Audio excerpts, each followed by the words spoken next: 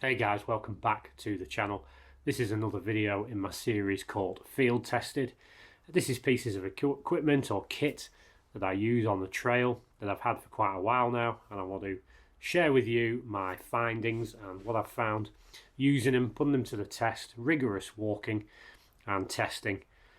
So I feel like I can give you a thoroughly honest review.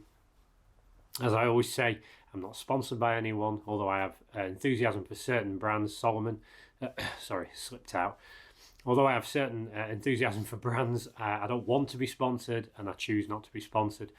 Nobody sponsors me. These are honest purchases that I've made with my own money, and I'm telling you about them because I think they're useful, helpful, or good quality. And if they're not, then you'll hear about that as well. So, this video, brilliantly, is talking about one of my favourite brands. It's Salomon, of course it is. Look at those beauties, not even been cleaned. I know that winds a lot of people up. You know why I don't clean them? Because I'll be walking in them before the water is dry.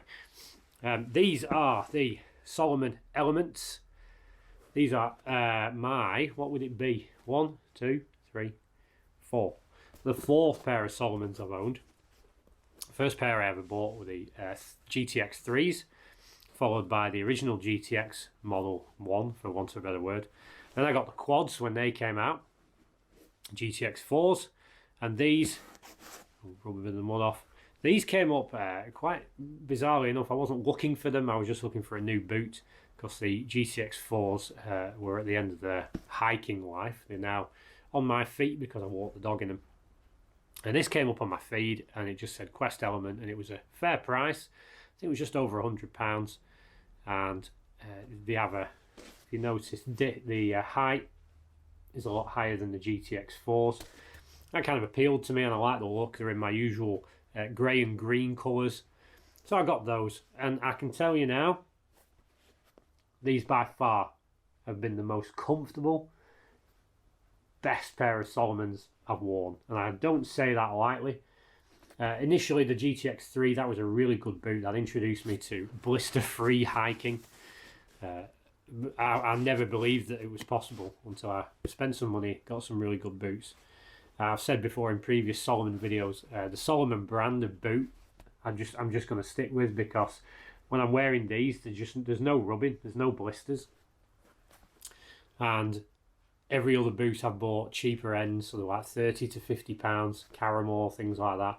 They've always left me with blisters. They've always fit very badly. Salomon, never been a problem. Now, I'm talking about field tested. These are done over 100 miles now. I haven't done a review video on them when I bought them, so I waited because I knew I'd be doing field tested.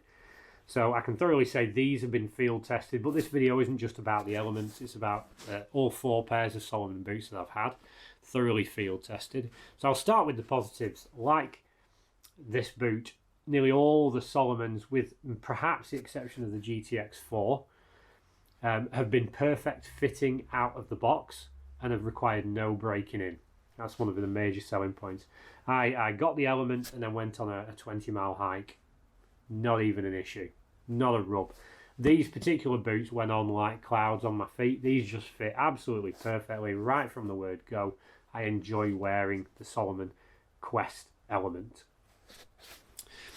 Followed behind that one, probably one of the most comfier boots, was the GTX original, the black one. That out of the box wasn't as comfortable. They really softened up, and I've been wearing them for walking the dog for ages, over a year, just walking the dog once I took them out of service. One of my main gripes against Salomon boots is the lack of waterproofedness. Though the Element, this one has got quite wet. It's been fully submerged and has remained pretty dry. Maybe they're about to prove me wrong. I think I've only had a little bit of damp in my socks. Very breathable. The feet don't sweat, which obviously is a major factor for blisters. So the GTX original was one of the most comfier ones, followed by the GTX 3, which I find hard to get hold of now. But I wouldn't now. I'm going to get myself another pair of Elements now I've worn these. The worst pair for me was the GTX 4, one of the most recent models.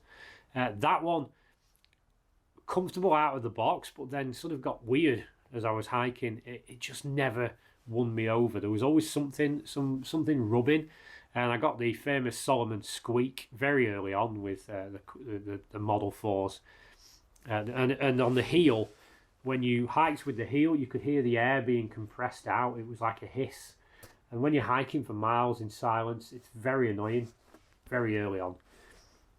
So the 4s were the most disappointing. I wouldn't buy those again. These have been by far the best, the Element, followed by the GTX original Model 1, and then the GTX 3 in there, just above the 4s.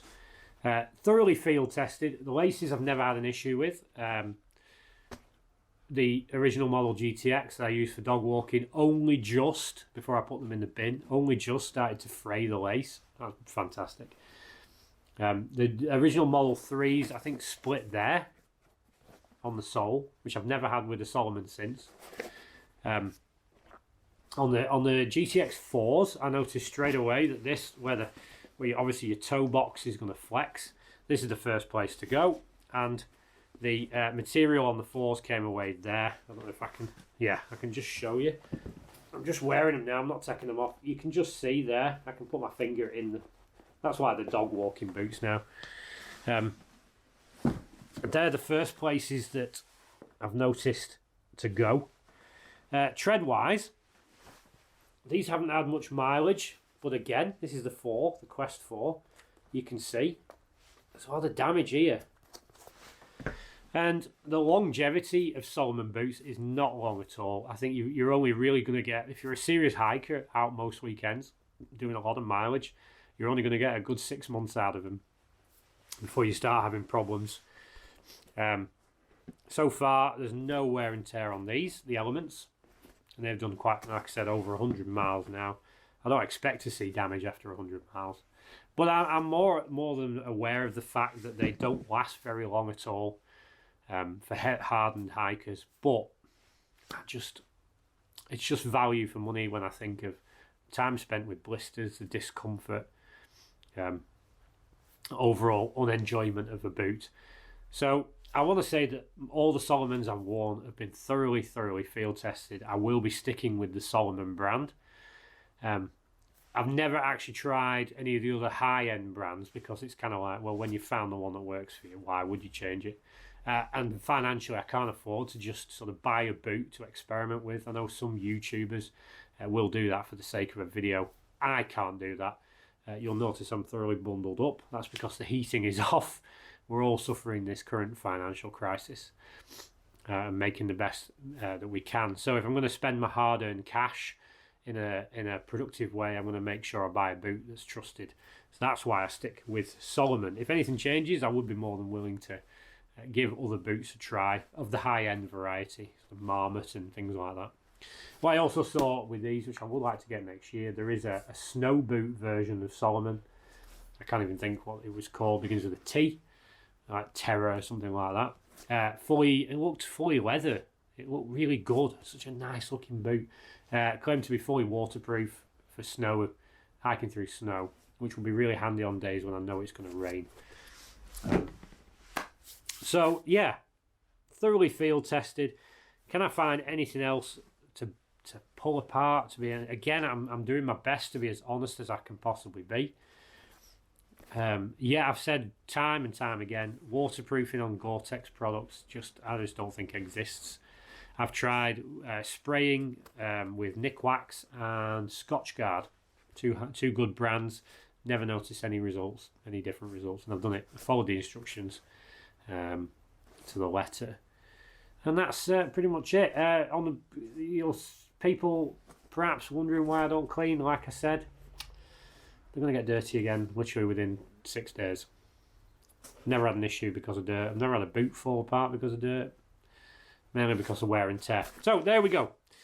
That's the Salomon Elements, the GTX 4s, the quads, the GTX 3s, and the original GTX boots. All field tested, all clocked up, hundreds of miles each one. And I'm going to carry on using them. So I hope this advice helps. I hope it helps you to make a choice. If anything else, I hope it tells you that you do need to spend good money on your boots. They're one of the most important pieces of kit you'll ever use while hiking. And obviously the ankle support and things like that offer the protection you need on the trail. That's something I will say to wrap up. The number of times I do have ankle injuries, the number of times these have stopped or turned away what would have been a break. I had a serious one the other day that would have been a break had it not been for the ankle support of a good high top boot. I do get a bit annoyed when I see people hiking rugged terrain with a pack on, not running, not fell running, but hiking in basically trainer versions of these trail runners. Yeah, you might gain some agility, you might gain some speed, but from experience I know that once that ankle's turned, a sprain or a strain is going to wipe you out from the trail, and a break is going to end you. You're going to get mountain rescue out. So please guys, think about keeping up with the ankle support. Right, that's all I've got, guys. Thank you very much for watching, and I will see you next time back on the trail.